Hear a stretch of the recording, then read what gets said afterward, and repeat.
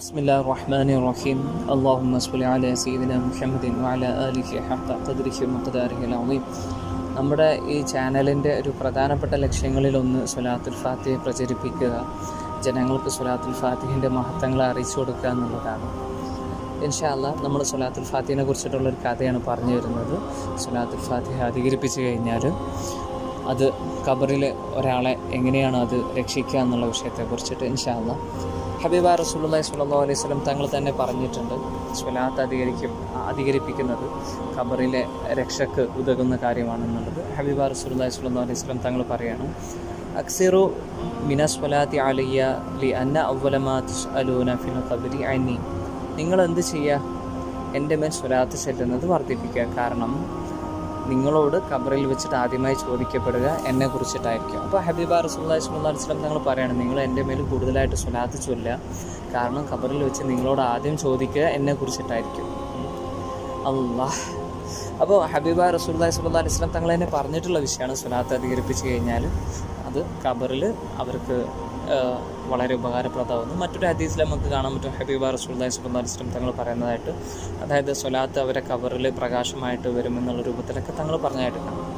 ഏതായാലും നമ്മൾ പറയുന്നത് സ്വലാത്തുൽ ഫാത്തിഹിനെ കുറിച്ചിട്ടാണ്.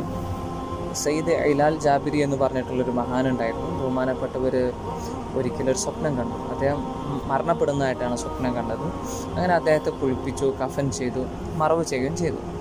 ആ സമയത്ത് അദ്ദേഹത്തെ ചോദ്യം ചെയ്യുന്നതിന് വേണ്ടിയിട്ട് 2 മലക്കുകൾ ഖബറിലേക്ക് വന്നു. അദ്ദേഹത്തിൻ്റെ ഇരുഭാഗത്തായിട്ട് അവർ നിലയുറപ്പിച്ചു.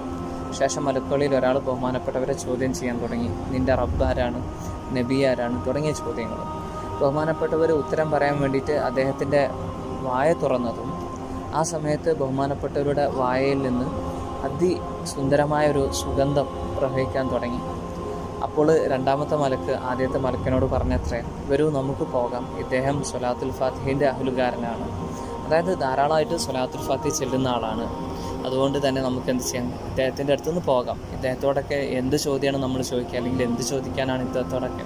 ഇദ്ദേഹം സ്വലാത്തുൽ ഫാത്തിഹിൻ്റെ അഹ്ലുകാരനാണ്, അതുകൊണ്ട് ഇവരോട് എന്തപ്പോൾ ചോദിക്കുക എന്ന് പറഞ്ഞിട്ട് മലക്കുകൾ അദ്ദേഹത്തിൻ്റെ അരികിൽ നിന്ന് പോയി. ഇതായിരുന്നു അദ്ദേഹം കണ്ട സ്വപ്നം. അദ്ദേഹം ആ ഉറക്കത്തിൽ നിന്ന് എഴുന്നേൽക്കുകയും ചെയ്തു. അപ്പോൾ അൽഹംദുലില്ലാ, ഇത് വല്ലാത്തൊരു സന്തോഷ വാർത്തയാണ് സ്വലാത്തുൽ ഫാത്തിഹ അധികരിപ്പിക്കുന്നവർക്ക്. കാരണം ഇതിൽ 2 സന്തോഷ വാർത്തകളുണ്ട്. ഒന്ന്, സ്വലാത്തുൽ ഫാത്തിഹിൻ്റെ അഹ്ലുകാരുടെ ആത്മാവിൻ്റെ സുഗന്ധം അത് മലക്കുകൾക്ക് പോലും മനസ്സിലാക്കാൻ പറ്റുമെന്നുള്ളതാണ്. 2, ആ സുഗന്ധമുള്ളവർ, സ്വലാത്തുൽ ഫാത്തിഹിൻ്റെ അഹ്ലുകാരായിട്ടുള്ളവർ, അവർക്ക് ഖബറിലൊരു പ്രയാസം ഉണ്ടാവില്ല എന്നുള്ളതും നമുക്ക് ഈ കഥയിൽ നിന്ന് മനസ്സിലാക്കാം ഇൻഷാ അല്ലാഹ്. അപ്പോൾ ഏതായാലും നമ്മളെ കൂട്ടുകാരെല്ലാവരും എപ്പോഴും സ്വലാത്തുൽ ഫാത്തിഹ അധികരിപ്പിക്കുക ഇൻഷാ അല്ലാഹ്. ധാരാളമായിട്ട് ചൊല്ലുക, അതിലൊരു പിശുക്കും കാണിക്കരുത്. സ്വലാത്തുൽ ഫാത്തിഹ ചെല്ലുന്ന വിഷയത്തിൽ മുത്തുനബി സല്ലല്ലാഹു അലൈഹി വസല്ലം തങ്ങൾക്ക് വളരെ പ്രിയപ്പെട്ട സ്വലാത്താണ്. മുത്തുനബി സല്ലല്ലാഹു അലൈഹി വസല്ലം തങ്ങളുടെ മദ്ഹുകൾ വല്ലാതെ പറയുന്ന സ്വലാത്താണ്. മുത്തുനബി സല്ലല്ലാഹു അലൈഹി വസല്ലം തങ്ങൾക്ക് ഏറ്റവും മഹത്തായിട്ടുള്ള രൂപത്തിൽ അള്ളാഹിനോട് സ്വലാത്ത് ചെയ്യാൻ വേണ്ടിയിട്ട് നമ്മൾ ചോദിക്കുന്നൊരു സ്വലാത്തും കൂടിയാണ്. അപ്പം സ്വലാത്തുൽ ഫാത്തിഹിന് തുല്യമായിട്ട് മറ്റൊന്നും ഇല്ല എന്ന് തന്നെ പറയാം. ഏതായാലും നമ്മളെ കൂട്ടുകാരൊക്കെ ധാരാളമായിട്ട് ചൊല്ലുക ഇൻഷാ അല്ലാഹ്. അല്ലാഹു സുബ്ഹാനഹു വ തആല അതിനുള്ള തൗഫീക്ക് നൽകട്ടെ. നമ്മുടെ ഹൃദയത്തിൽ മുത്തുനബി സല്ലല്ലാഹു അലൈഹി വസല്ലം തങ്ങളോടുള്ള അതിയായ പ്രേമം അല്ലാഹു സുബ്ഹാനഹു വ തആല ഇട്ട് നൽകട്ടെ.